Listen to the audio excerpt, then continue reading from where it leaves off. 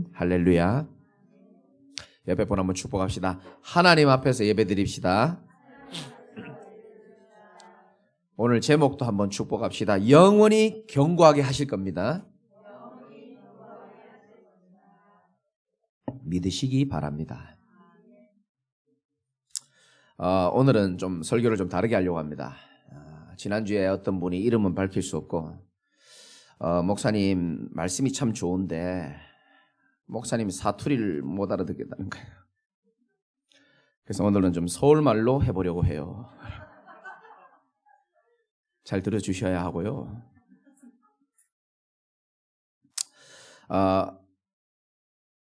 한재선 집사님 제가 면회를 좀 갔다 왔습니다. 그렇게 씩씩하던 분이 병원에 누워 계시니까 너무 안 어울리더라고요. 누워 있으니까 물론 뭐 뇌출혈로 병원에 계시지만 이 하체 원래 병원에 오랫동안 누워 있으면 혈전이 끼인다 그러더라고요. 하체 혈전이 끼게 되니까 그 혈전이 이제 폐동맥으로 갈 수 있기 때문에 이제 그걸 막기 위해서 또 약을 먹어야 된다. 그래도 뭐 당뇨가 있으니까 또 약을 못 먹는데요. 그래서 허벅지 쪽에 또 시술을 해서 이 혈전이 이렇게 못 올라가도록 만드는 시술을 해야 되는데 또 부작용은 또 뭐 이런 게 있을 수 복잡해요. 또 집사님 옆에는 어떤 분이 누워 계시는데 이분은 이제 건설 현장에서 떨어지셔가지고 이제 뭐 거의 뭐 의식이 없으시더라고요. 근데 병원비를 내야 되는데 이분 통장의 비밀번호를 물어봐도 의식이 없으니까. 그래, 아니 부인인데 비밀번호 몰라도 되지 않냐니까요. 절차가 복잡하대요.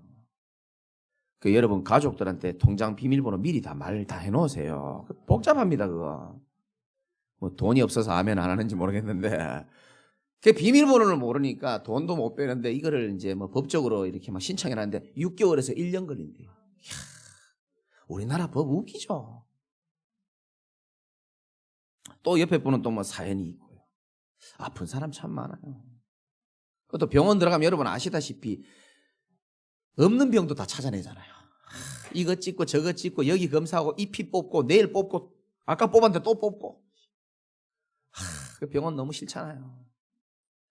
그래서 제가 뭐 한 집사님 지금 듣고 계실지 모르겠지만 참 미안하고 부끄러우면서도 저도 뭐 몸이 좀 안 좋은 데도 있긴 하지만은 참 병원에 참 입원해 있는 분들을 보면서 어떻게 보면 좀 죄송한 얘기지만 우리가 이렇게 건강한 몸으로 예배당에 올 수 있는 것만으로 저는 참 큰 은혜라고 생각합니다.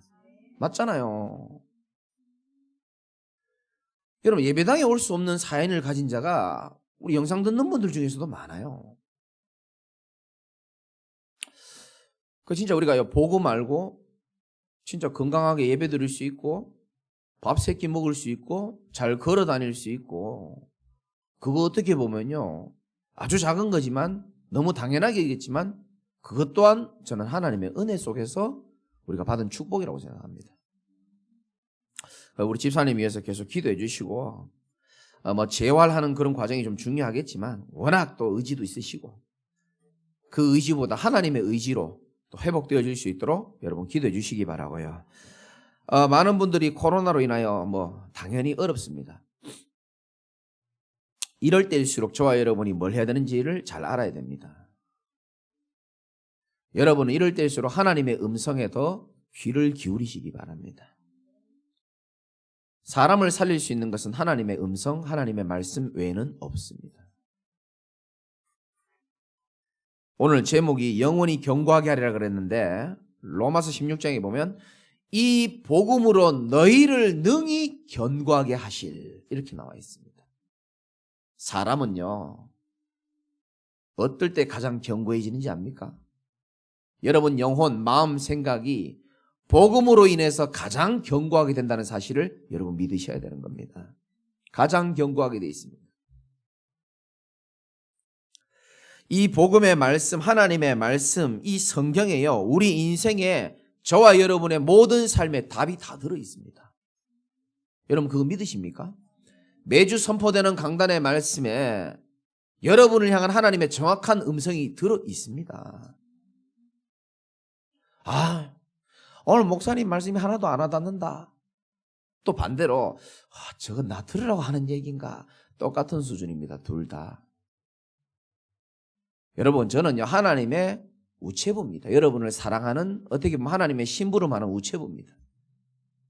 하나님이 저와 여러분에게 주실 음성과 여러분 삶에 지금 가장 필요한 답을 제가 주는 것처럼 보이지만 하나님이 주신다는 사실을 여러분 마음에 믿으시기를 주님의 이름으로 축원드립니다. 디모데후서 3장 15절에 보니까 또 어려서부터 성경을 알았나니 성경은 능히 너로 하여금 그리스도 예수 안에 있는 믿음으로 말미암아 구원에 이르는 지혜가 있게 하느니라. 모든 성경은 하나님의 감동으로 되어 있다. 하나님의 감동의 말씀. 교훈과 책망과 바르게 함과 의로 교육하기에 유익하니. 여러분, 하나님의 말씀을 결코 소홀하게 우습게 생각해서는 안 됩니다. 늘 말씀드리지만 제 인생에 큰 위기가 몇 번 있었습니다. 사람이 큰 위기라고 할 때는 옆에 있는 사람이 못 도와줍니다. 특히 가족이 못 도와주는 문제가 큰 위기예요.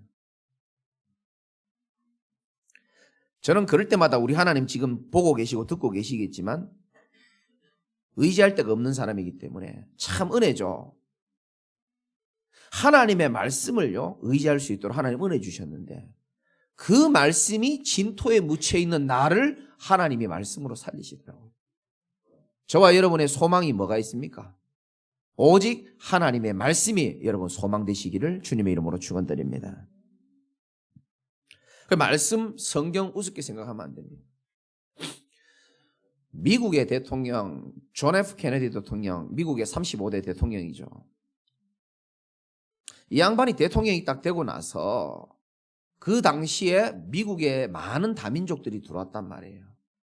그러니까 이렇게 생각한 겁니다.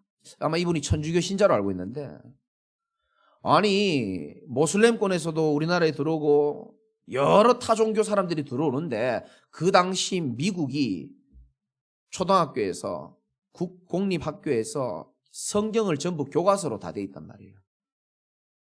그런데 존 F 케네디 대통령이 이렇게 생각한 겁니다. 아니 다민족들이 자기 종교가 다 있는데 여기 와서 공부하는데 아니 성경을 강제로 그렇게 읽어서 되겠냐. 종교의 자유가 있는데.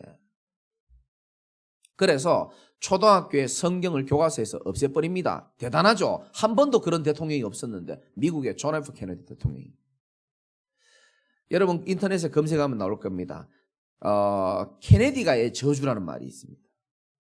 이분이요 하나님의 말씀인 성경을요 국공립학교에 교과서에서 빼고 난 다음부터요 공교롭게도요 저주가 일어나는데 대단하죠. 이분이 아마 그 9남매 중에 둘째인가 그래요. 9명의 자녀들이요 뭐 어쩌다 하나 죽을 수 있지. 본인 포함해서 2명이 암살을 당하고요. 3명이 아마 비행기 타다가요 폭발사고로 다 죽습니다. 3명이 다 시체도 못 찾았어요. 그래서 5명이 죽고요. 스키 타다가요 허리 부러져서 1명 죽었습니다. 뇌종양으로 2사람이 죽고요. 신기하죠. 언제부터? 하나님의 말씀 성경 그거 필요 없다는 거예요. 종교의 자유를 주라는 거죠. 여러분 성경을 자세히 보면은요 항상요 하나님 없는 합리적인 말이요 굉장히 진리처럼 느껴질 때가 많아요. 맞잖아요. 종교의 자유를 줘야지. 그건 하나님 살아계시지 않을 때 얘기입니다. 저와 여러분 정말 하나님의 말씀을 하나님 자체로 하나님의 음성으로 정말 소중하게 생각하시기를 주님의 이름으로 축원합니다. 이건 제 마음보다 그 마음이 하나님이 더 클 겁니다.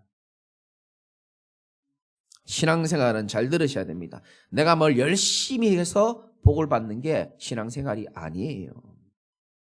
종교의 특징은 뭔가 내가 열심히 복을 빌고 공을 빌고 뭘 돌 닦아서 축복받고 잘되고 문제 해결되고 소원 성취되는 게 그게 종교의 특징입니다. 근데 복음은 그런 게 아니고 신앙은 그런 게 아닙니다. 뭘 열심히 하기 전에 가치를 바로 아는 것이 신앙의 본질입니다. 사실은. 여기 앉아 계신 분들이 아마 대부분 복음은 다 알 겁니다. 그러나 그 복음의 가치는 바울이 다르고 바리새인들이 달랐습니다. 여러분, 똑같은 사람이 예배를 드리지만 예배의 가치를 사람은 다 다르게 듭니다.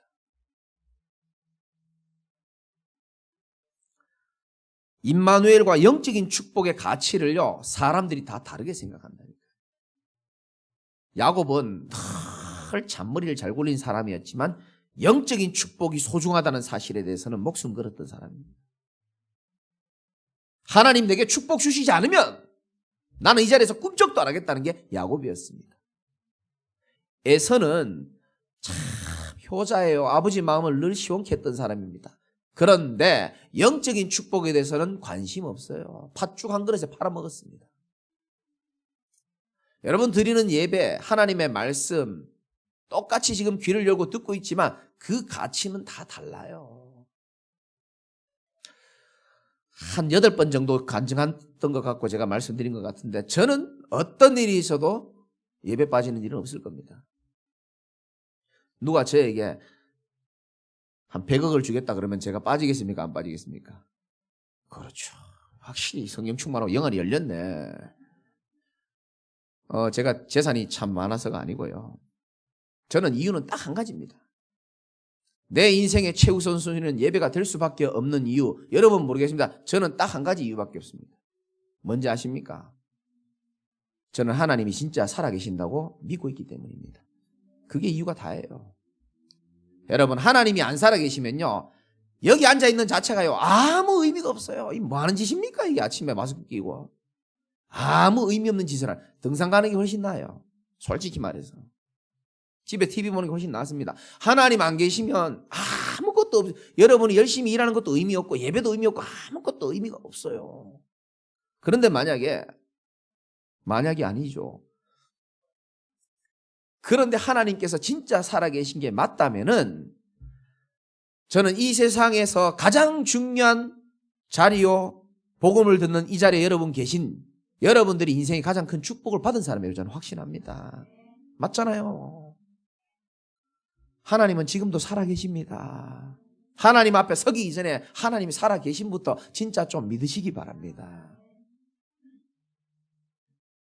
그래서 우리 예배는 항상 하나님 앞에 드리는 거예요. 내가 지난주에도 말씀드렸잖아요. 여기 많은 거 적혀 있습니다. 저는 새벽에도 자다가요, 하나님이 음성 주시면 눈 떠서 불 켜서 다 적습니다. 왜? 피곤한 건 내 수준이고 내 입장이고 하나님의 뜻이 있을지도 모르기 때문에. 이것도 적어놓고 저것도 적어놓고 말하지만요, 여러분 표정을 보지 않고 항상 하나님의 얼굴을 대면하는 마음으로 메시지합니다. 네 하고 싶은 얘기 하지 마. 너는 우체부고 전달하는 사람이야. 예, 알겠습니다. 그래서 여러분들이 매번 말씀에서 하나님이 여러분에게 반드시 주고자 하는 답과 힘을 찾으시기를 예수님 이름으로 축복을 합니다. 신문에 보니까 어떤 분이 이런 말을 썼어요. 우리 인생의 문제는 3가지 때문이다. 과거의 상처, 2번째 현실을 사는 고통, 3번째 미래에 대한 불안함. 그래서 인간은 행복이 없는 것이다 라고 어떤 분이 적었어요. 성경에는 좀 다르게 말하고 있습니다. 인간의 불행의 근본적인 문제는 윤리 도덕의 문제가 아니에요. 내가 똑바로 살았기 때문에, 내가 이렇게 살았기 때문에, 내가 이 사람을 잘못 만났기 때문에 성경은 그렇게 말하고 있지 않습니다. 성경은 근본적으로 행복의 근원이신 하나님을 떠나면서부터 인간이 문제가 왔다라고 성경은 기록하고 있습니다. 그때부터 인간은 쉴 새 없이 저주와 재앙이 밀려온다고 말하고 있습니다.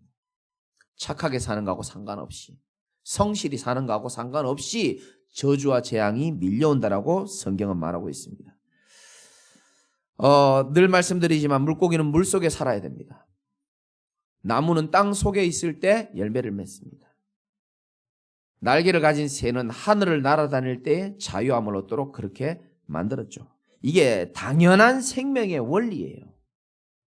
당연한 생명의 원리인 것처럼 인간은 영적 존재이기 때문에 당연히 영이신 하나님과 예배하고 교제하고 소통하고 함께하고 영광을 누려야 되는 줄 믿으시기 바랍니다. 당연한 생명의 원리입니다. 이거는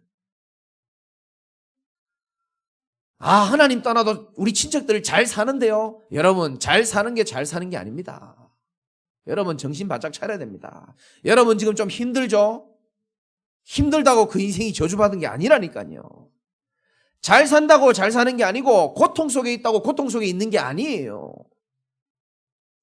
내가 어떤 상황 속에 있다 할지라도 하나님이 나와 함께 하심이 확실하다면 그 인생이 가장 축복받은 인생임을 믿으시기 바랍니다. 아무 문제 없고 주식이 잘 되고 통장에 돈이 쌓여가고 지평수가 넓어져도 그 마음 가운데 하나님이 없다면 시편 14편에 1절에 있는 말씀처럼 어리석은 자는 그 마음에 이르기를 하나님이 없다 하는도다. 여러분, 하나님 없는 그 인생, 육신의 눈으로 보면 편안하게 사는 것처럼 보일 겁니다. 여러분, 눈에 보이는 게 전부 다가 아니에요.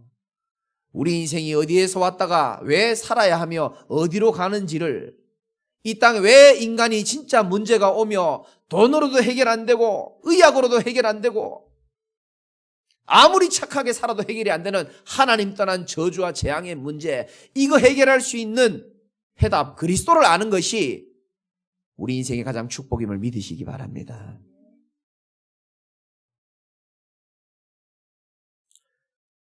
모르죠. 어리석은 사람들은. 머리가 똑똑하지 않은 게 어리석은 사람이 아니고요. 그 마음에, 말로는 하지 않습니다. 그 마음에 하나님이 없다는 사람을 성경은 어리석은 사람이라고 해요. 어리석죠. 그 사람들은 돈만 있으면 되는 줄 압니다. 그 사람들은 힘만 있으면 되는 줄 알고요. 그 사람들은 예쁘고 잘생기면 되는 줄 압니다.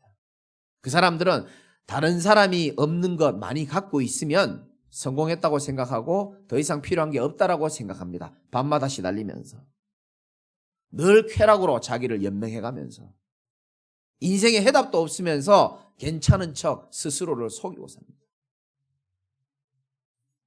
여러분, 우리가요, 다른 사람은 속일 수 있을지 모르겠지만 하나님은 속일 수 없고 자신은 속여서는 안 됩니다. 제가 늘 좀 웃기잖아요. 일단 이렇게 해보세요. 그래야 이게 메시지를 할 수 있어요. 내만큼 웃긴 사람 있던가요? 저는 못 봤거든요. 난 내보다 웃긴 사람 별로 못 봤거든요. 젊었을 때 사람들 많이 웃겨주고 분위기 띄워주고 남들 배려해주고 친절하게 해주고 고민 있는 사람 들어주고 그러니까 사람들 좋아해요. 돈 있겠다, 사람이 좋아하겠다. 더 필요한 게 없어요, 저는. 그런데요, 다른 사람 앞에서는 폼 잡고요, 괜찮은 척하고요, 인기 많은 척 했지만 남들은 속였지만요, 내 자신은 못 속이겠더라고요. 나는 행복하지가 않아요. 이상하죠? 밤새 술을 먹고 친구들과 어울리고 남이 내게 칭찬해주고 이럴 때는요, 너무 좋아요. 그게 오래 못 가요. 그게 내 마음의 공허함을 해결 못 하더라니까요. 남에게는 말 안 하지만 난 내 자신을 못 속이겠더라고요. 교회 다니는데도 그렇더라니까요. 이상하다. 왜 행복이 없지? 나는 왜 평안함이 없지?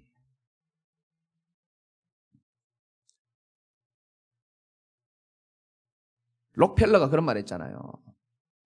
세상에 그 중요한 어려운 사람들에게 기부를 40조를 했던 사람이 록펠러입니다. 그 사람이 이렇게 말했습니다. 인간의 욕심은 끝이 없다. 맞죠? 끝이 없어요. 저번에 말씀드렸죠. 전 세계에서 돈 제일 많은 사람이 인터뷰에서 얘기했습니다. 당신이 원하는 게 뭡니까? 물어보니까 돈이 조금만 더 있었으면 좋겠대. 조금만 더 있었으면 좋겠대. 인간의 욕심은 끝이 없어요. 다르게 말하면 인간은 절대로 만족할 수 없는 존재라는 겁니다. 하나님 떠난 그 공허함이 결코 세상의 것으로 만족 안 되도록 그렇게요 만들어졌습니다. 원래는 안 그렇습니다. 하나님 떠나면서부터 하나님 형상이 파괴되면서부터 여기에 가슴에 큰 공허함이 생기는데 하나님으로만 이걸 채울 수 있는데 하나님 아닌 다른 것으로는 이 커다란 공허함을 결코 채울 수가 없도록 되어 있습니다. 그래서 100살을 살아도 만족이 안 된다고 전도서에 말하고 있고요. 아무리 세상에 좋은 것으로 자기 마음을 채워도 만족이 안 되도록 되어 있습니다. 그게 하나님 떠난 인간의 실체고 본질입니다. 안식이 없죠. 성경만 말하고 있다니까요. 왜 우리 인생이 이렇게 불행으로 계속 갈 수밖에 없느냐? 정확하게 말씀드리겠습니다. 우리 인생을 불행으로 몰고 가는 존재가 있기 때문에 우리 인생이 불행한 줄 믿으시기 바랍니다. 성경이 분명히 말하고 있어요. 누구든지 세상을 살면서요, 다 행복하게 살고 싶어 합니다. 그런데 성경은 분명히 말하고 있습니다. 불행으로 끌고 가는 존재가 있다라고 말합니다. 계시록 12장에 보면 큰 용이 내쫓기니 옛뱀 곧 마귀라고도 하고 사탄이라고도 하며 온 천하를 꿰는 자가 있다라고 말합니다. 이 세상 신이라고도 성경에는 말하고 있고요. 이 사단이요, 우리 인생을요, 불행으로 멸망으로 질질 끌고 가는 거예요. 그런데요, 이게요, 눈에 안 보이게 인생을 무너뜨리니까, 눈에 안 보이니까 사람들이 잘 알까요, 모를까요? 전혀 인식을 못하는 겁니다. 사단이요, 복음 들으면 사람이 살아나는지를 잘 알고, 이 하나님을 대적하는 사단이 어떻게 하면요, 하나님께로 못 가게 하려고요, 계속 유혹하기도 하고, 계속 멸망으로, 노예로 질질 끌고 가기도 합니다. 우리에게 보내신 하나님의 승리의 답이 계시록 12장 11절에 잘 나오죠. 12장 11절에 보니까 우리 형제들이 어떻게 멸망으로 끌고 가는 사단을 이겼다고 나옵니까? 어린 양의 피라고 성경이 말하고 있습니다. 어린 양의 피와 그들이 증언하는 말씀으로써 그를 이겼나니.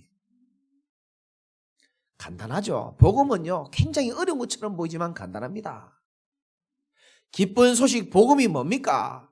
우리 인생에 이미 기쁜 소식이 와야만 되는 인간의 불행의 실존에 빠져 있잖아요. 하나님 떠나서 멸망의 상태에, 구원받아야 될 상태에 있습니다. 왜?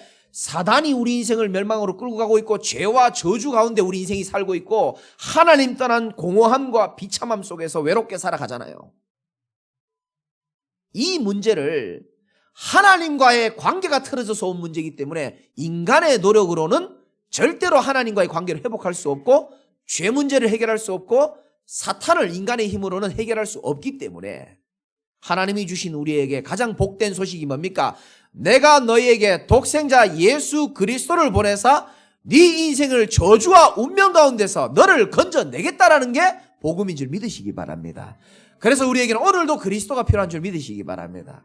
그러니까 여러분들이요, 이 복음을 들을 때에 마음에 기쁨이 오고 아멘이 되어져야 되는 겁니다. 어떤 사람은요, 아무거나 들어도 은혜가 돼요. 아멘, 아멘. 이것도 아멘, 저것도 아멘. 참 좋은 것처럼 보이죠. 아니요. 종교 메시지는요, 우리의 영을 살릴 수가 없어요. 복음의 메시지만 저와 여러분들을 살리게 돼 있습니다. 이 복음으로 너희를 능히 견고하게 하실. 여러분, 오늘 말씀이 영원히 견고하게 하리라 그랬는데요. 이 메시지만 들어도 여러분 오늘 승리할 수 있습니다. 복음을 여러분들이 계속적으로 들을 수 있는 예배와 현장에 계속 있기만 해도 여러분의 삶은 반석 위에 세워진 인생이 되기 때문에 영원히 견고하게 될 줄 믿으시기 바랍니다. 끝! 진짜 끝내도 돼요. 다시 말합니다. 어떤 인생도요, 우리의 삶을 견고하게 만들 수 없어요. 사람 속지 마세요. 성경은 한 번도 사람이 사람을 견고하게 만든다고 기록한 적이 없습니다. 돈, 성경은 그렇게 기록하고 있지 않습니다. 명예, 성경은 그렇게 기록하고 있지 않다니까요. 이 복음으로 너희를 능히 견고하게 하실. 끝난 겁니다. 제가 증인이잖아요. 아무 소망 없고 머리도 나쁘고 배경도 없는 제가 이 자리에 설 수 있는 것은 한 가지밖에 없었습니다. 비가 오나 눈이 오나 나를 살릴 수 있는 것은 복음의 말씀밖에 없다라는 그 작은 믿음의 고백이 있었어요. 하나님이 저를요, 모래 위에 지은 집이었거든요. 제 인생은 마태복음 7장에 나옵니다. 이 얘기가. 모래 위에서 아무리 인생을 세우려고 해도 자꾸 이게 바탕이 약하니까 무너지는 거예요. 열심히 해도 안 되고, 복음을 모르고 열심히 하는데 되겠습니까? 복음을 모르고 헌신 많이 하는데 되겠습니까? 안 되더라니까요. 반석 위에 세워진. 반석이 뭐죠? 예수님을 그리스도로 고백하는 그 고백이 우리 인생의 반석이에요. 예수 그리스도의 반석 위에 우리 집이요, 어떻게 세워지느냐? 영원히 견고하게 하리라 그랬습니다. 우리 인생을 무너지지 않는 반석 위에 세울 수 있는 유일한 이름이 예수 그리스도. 그리스도 예수만이 우리 인생에 남은 인생에 영원히 견고하게 만들 수 있는 유일한 이름임을 믿으시기 바랍니다. 사실은 끝이에요. 그래서 여러분 이렇게 결론 나면 됩니다. 내 남은 인생의 마지막 승부를 어디에 걸어야 될 것인가 생각해 보세요. 여러분 몇 년 더 사실 것 같습니까, 여러분이? 난 아직 20대니까 한 70년은 더 살 거예요. 그건 네 생각이고요. 나는 이제 70살 정도 되었으니까 이제 한 30년도 못 살 것 같아요. 그것도 본인 생각이고요. 우리 인생에요, 생사화복 모든 것이 하나님 주권 속에 되어 있습니다. 내일이라도 하나님이 우리 가자 그러면요, 할렐루야 하고 가야 돼요. 맞죠? 그때 돼가지고요, 이렇게 빨리 죽을 줄 알았으면, 하나님 나라 갈 줄 알았으면 이렇게 안 살 건데, 이런 사람 저 정말 많이 봤습니다. 왜 우리가 한번 사는 인생이 그렇게 살아야 됩니까? 내일 불러도 하나님, 하나님 할렐루야 하고, 내가 하나님의 받은 은혜가 그렇게 큰데 내 나름대로 하나님께 영광을 돌린다고 했지만 부족하고 아쉽지만 하나님 나라로 기쁨으로 달려갈 수 있는, 후회 없이 미련 없이 그렇게 살 수 있는 인생의 결정적인 키가 뭔지 압니까?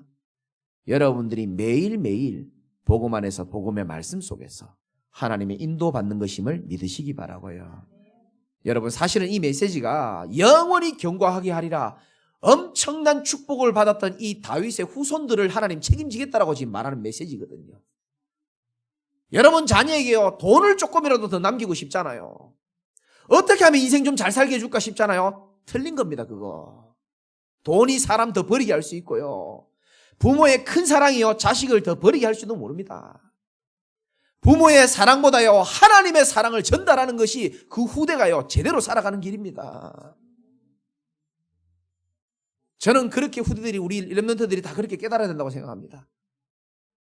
교사의 사랑, 부모의 사랑, 그것도 필요하죠. 그러나 하나님이 너를 눈동자같이 지키시고 사랑하시고 네가 어디로 가든지 하나님의 사랑은 끊을 수가 없다는 사실을 전달하는 것이, 그게 사실은 아이들 제대로 키우는 겁니다. 여러분들이 복음 속에 있고요, 복음으로 견고하게 서면요, 우리 후대가 이 축복받아요. 영원히 견고하게 되어지는 축복. 사실 끝입니다. 이걸로 7장 1절에 한번 읽어볼까요? 사무엘하 7장 1절 다 같이 한번 읽어봅시다. 이게 중요한 구절입니다. 시작. 여호와께서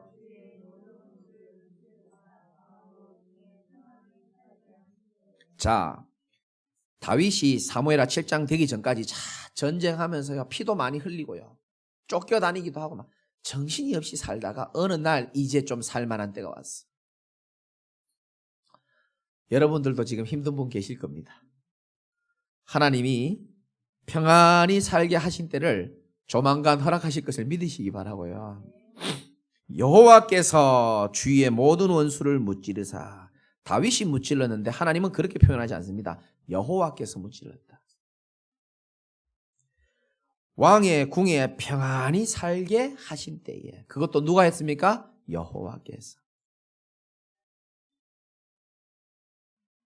시편 4편 8절에도 비슷한 말씀이 있습니다. 내가 평안히 눕고 자기도 하리니 나를 안전히 살게 하시는 이는 오직 여호와시니라.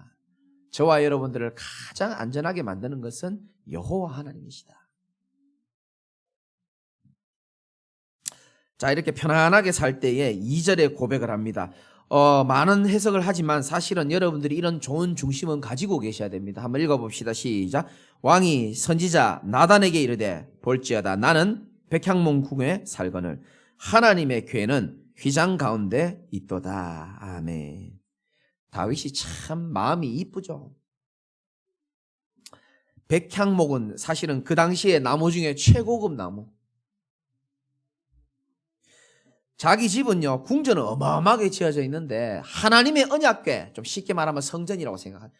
하나님이 계신 곳은 너무 저 천막 안에 있으니까 이 다윗이 마음이 안 편한 거예요. 무슨 말인지 이해됩니까? 사람이 원래요 좀 살만해지고 평안해지면요 대부분 뭐합니까? 딴짓해요. 하나님의 성전이 더 이런 생각 안 하고 딴짓하거나 세상에 물들어 있거나 조금 더 어디에 투자할까 뭐 그런 생각밖에 없지. 여호와의 언약궤가 저기 있다는 것에 마음 아파하는 사람 잘 없습니다. 다윗이 참 중심이 이쁘죠 일단. 그래서 휘장 가운데 있도다. 그러니까 마음이 아프다니까 나단이 왕께 이르되 3절에 여호와께서 왕이랑 함께 계시니까 마음에 있는 모든 것을 하세요라고 말합니다. 그런데 4절에 그 밤에 하나님이 좀 급했나 봐요. 여호와의 말씀이 누구에게 임하여? 왜 나단에게 임했을까요? 다윗에게 임하면 되잖아요. 맞죠? 다윗의 고백 때문에 지금 말하는 거니까. 하나님이 이렇게요. 선지자를 통해서 하나님의 음성을 전달하는 겁니다. 여러분 제가 참 부족하죠. 좀 모자라는 게 참 많습니다. 그러나 하나님이 보내신 선지자를 통해서 여러분에게 하실 말씀이 있다는 것을 실제로 믿으시기 바라고요. 가서 내 종 다윗에게 말해라. 이와 같이 말씀하시되 네가 나를 위하여 내가 살 집을 건축하겠느냐? 좀 이상하죠 말이 그죠? 네가 나를 위해서 집을 건축해 주겠다고 말하는데 네가 정말 나를 위해 살 집을 건축하겠느냐? 내가 이스라엘 자손을 애굽에서 인도하여 내던 날부터 오늘까지 집에 살지 않고 장막과 성막 안에서 다녔나니 이스라엘 자손과 더불어 다니는 모든 곳에서 내가 내 백성 이스라엘을 먹이라고 명령한 이스라엘 어느 지파 가운데 내가 말하기를 어찌하여 나를 위하여 백향목 집을 건축하지 아니했다라고 내가 말한 적 있냐? 뭐 이런 얘기입니다. 이상하죠? 이렇게 좋은 고백을 했는데 하나님이 어떻게 말씀하십니까? 그래 네가 축복받은 돈으로 지어라 그러면 되는데 하나님은 노 하셨습니다. 왜 그랬을까요?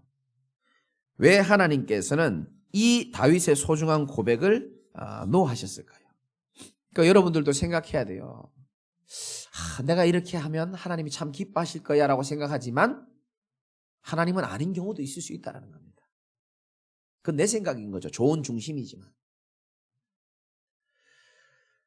이사야 55장에도 그런 말씀이 있잖아요. 8절 9절에 이는 내 생각이 너희의 생각과 다르며 내 길은 너희의 길과 다름이니라. 이는 하늘이 땅보다 높음같이 내 길은 너희 길보다 높고 내 생각은 너희의 생각보다 높음이니라. 여러분의 생각이 다 맞지 않다는 거예요. 여러분 지금 미칠 것 같고 괴로운 것 같죠? 하나님의 생각은 좀 다를 수도 있습니다. 너희를 향한 나의 생각은 내가 하나니 재앙이 아니고 곧 평안이니라. 너희 장래에 소망을 주려 함이라. 재앙처럼 보이죠. 고통처럼 보입니다. 그런데 하나님 말씀하십니다. 재앙이 아니다. 너희를 위하여 하나님이 허락하신 장래에 소망을 주기 위함이다. 왜 거절을 했냐? 답이 나와 있잖아요. 7절과 9절에 답이 나와 있습니다. 이스라엘 자손과 더불어 다니는 모든 곳에서 내가 9절이 더 쉽게 나와 있습니다.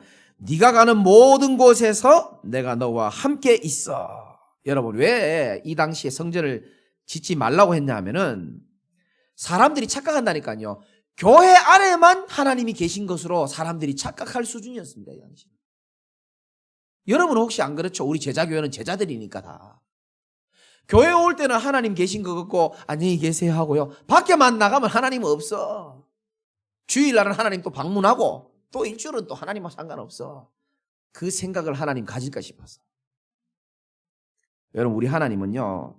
9절에 나와 있는 것처럼 네가 가는 모든 곳에서 내가 너와 함께 있어. 성전에서 지금 말씀으로 역사하신 하나님은 300% 똑같이 여러분 현장에 24시 함께 하시는 하나님임을 믿으셔야 된다니까요. 그래서 지금 온라인으로 예배 드리시는 분도 그렇게 생각하고 말씀 듣고 현장에서 일하시는 분들도요.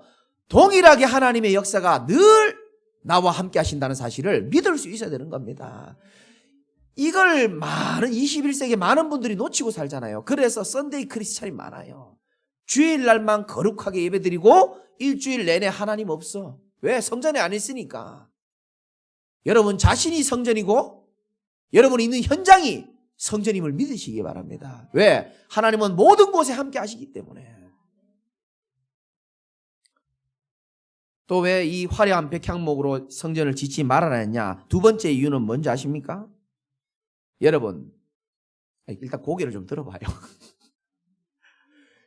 우리 교회가 예를 들어서 백향목 궁으로요 크게 지었다 한번 생각해 보십시오. 그럼 다른 목사님들이 저를 볼 때 어떻게 쳐다볼까요? 좀 빙신같이 쳐다볼까요? 아니면 좀 대단해 보일까요? 아니 그냥 대충 한번 얘기해봐요. 대단해 보여요. 와, 저 대단한 건물, 대단한 목사. 그럼 대단한 그리스도는 없습니다. 여러분, 우리도 하나님이 앞으로 성전을 주시겠지만은 성전은요, 크기와 재질과 화려함이 중요한 게 아니고 진짜 그 성전의 내용이 더 중요한 거예요, 사실. 저 성전이 무엇을 위하여 존재하는가? 저 성전이 과연 어떤 메시지를 선포하며 후대들을 위하여, 지역에 죽어가는 자들을 위하여 어떤 내용 컨텐츠를 갖고 있느냐? 저는 그래서 예전에 유 목사님 말씀 주실 때 붙잡은 언약이 있습니다. 이런 성전을 지을 겁니다. 지금 모든 후대들이 불신자 신자 할 것 없이 아이들은 300% 게임 문화에 잡혀 있습니다. 스마트폰에 완전 잡혀 있어요. 이 게임 문화에 잡혀 있는 우리 후대들이 마음껏 살아날 수 있는 복음 문화 성전. 저는 하나님의 뜻이라고 생각합니다. 두 번째, 영적으로 지쳐 있는 모든 자들이 다 지쳐 있어요, 사람들이. 내면 세계를 치유할 수 있는 치유 성전. 저는 마음에 다 준비하고 있습니다. 지금 하나님이 생각을 계속 줘요. 지금요, 사람들은 마음이 다 상처 속에 있습니다. 그거를요, 치유받아 보려고요, 명상 다 빠져 있고요. 세 번째는 앞으로 한국에 와 있는 많은 다민족들을 마음껏 와서 쉴 수 있는 글로벌 성전. 우리만 잘 먹고 잘 사는 게 아니에요. 우리나라에 들어와 있는 다민족들 많습니다. 그런 성전의 축복의 주역이 여러분임을 믿으시기 바라고, 이 성전이 세워지는 그날까지 하나님은 여러분들을 영원히 견고하게 하리라고 약속하시는 거예요. 복음 속에만 있으시기를 주님의 이름으로 축원드리고요. 근데 참 신기하죠. 하나님은 지금 이 성전을 짓는 것을 거절하면서도 다윗의 마음을 하나님 축복하시는 겁니다. 어떻게 축복하시느냐? 네가 가는 모든 곳에서 9절에 내가 너와 함께 있어 내 모든 원수를 내 앞에서 멸했고 땅에서 위대한 자들 이름같이 네 이름을 위대하게 만들어주리라. 아브라함에게 주신 언약을 그대로 이어가고요. 10절 마지막에 전과 같이 그들을 해하지 못하게 만들고, 11절이 중요합니다. 여러분이 받을 응답입니다. 한번 읽어봅시다. 시작. 전에 내가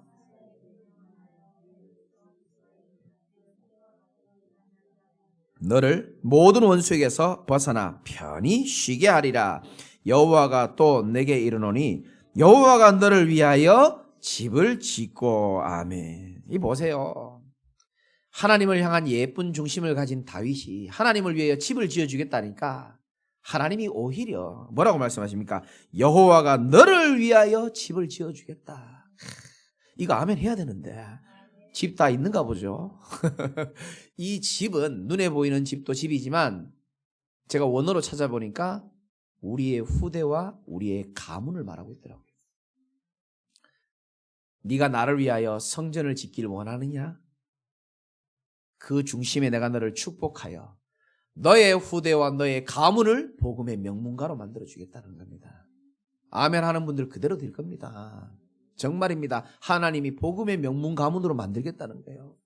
아니 목사님 내 아들 쳐다보고 내 환경 쳐다보니까 눈앞이 캄캄한데요. 속지 마세요. 저희 집도 캄캄했습니다. 기도하는 어머니가 계셨고 믿음 고백하는 자들이 있었기 때문에 제가 서 있는 것처럼 여러분들은 우리 성도들의 기도의 배경과 우리 장로님들과 우리 중자들의 기도의 배경 속에 있기 때문에 영원히 견고하게 집이 세워지는 축복이 있으시기를 주님의 이름으로 축원드립니다. 12절 내 수완이 차서 내 조상들과 함께 누울 때에 죽을 때 이 말이죠. 네 몸에서 날 씨를 내 뒤에 세워 그의 나라를 견고하게 하리라. 뭐 장차 오실 메시아도 말하고 있고요. 또 다윗의 아들 누구를 말할까요? 솔로몬을 말하는 겁니다. 결국 솔로몬을 통해서 성전 건축이 되어집니다. 내 이름을 위하여 13절에 집을 건축할 것이요 나는 그의 나라 왕위를 영원히 견고하게 하리라. 우리에게 주실 축복이고 14절에 나는 그에게 아버지가 되고 솔로몬을 말하죠. 나는 네 아들 솔로몬에게 아버지가 되고 그는 내 아들이 되리니 그가 만일 죄를 범하며 갑자기 이상한 얘기가 나옵니다.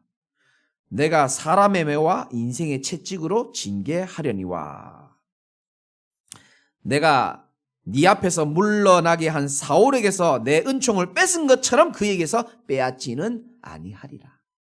여러분 이게 축복된 사람의 받을 응답인데요. 보세요. 만약에 죄를 범하면 어떻게 하겠다고요? 사람의 매와 인생의 채찍으로 징계한다 그랬습니다. 이거 왜 사람의 매라고 돼 있을까요?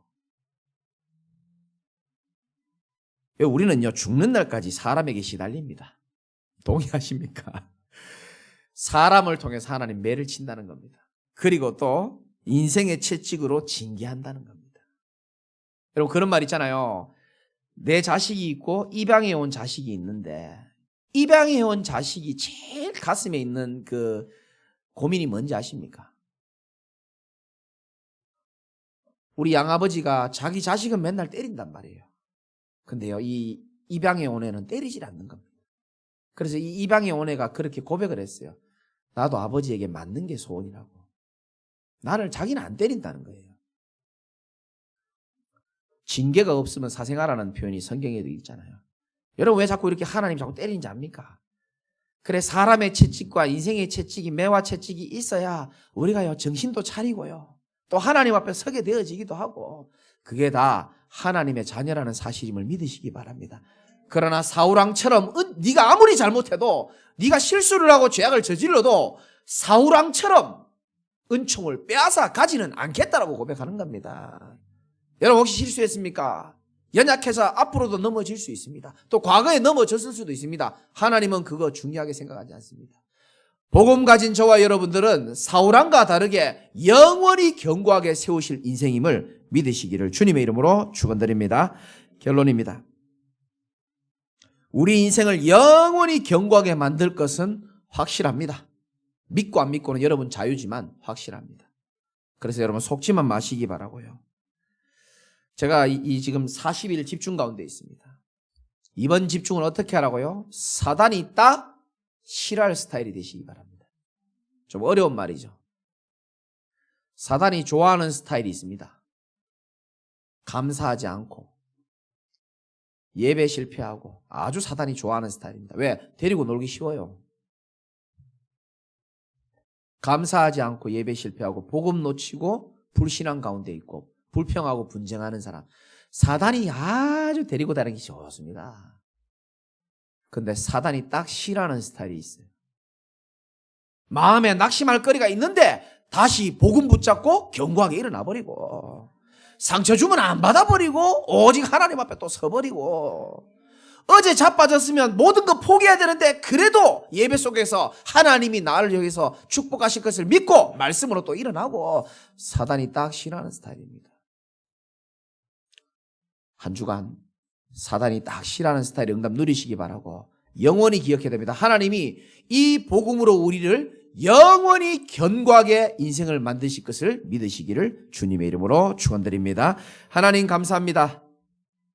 다윗의 아름다운 중심을 하나님 우리도 가지게 하시되 그러나 우리가 기억해야 될 것은 하나님은 성전에 매이신 하나님이 아니고 내가 있는 그 현장에 낙심하고 아파하고 괴로워하는 그 현장에도 찾아오셔서 하나님 24시 우리와 함께 하시는 언약의 하나님을 믿게 하여 주시옵시고 우리는 연약하지만 이 복음으로 인하여 우리를 능히 견고하게 하시고 영원히 견고하게 하리라고 하신 다윗의 가문에 주신 그 축복이 이 자리에 앉아 계시고 말씀을 듣는 모든 분들에게 동일하게 임하도록 역사하여 주옵소서. 예수 그리스도 이름으로 감사하며 기도드리옵나이다. 아멘.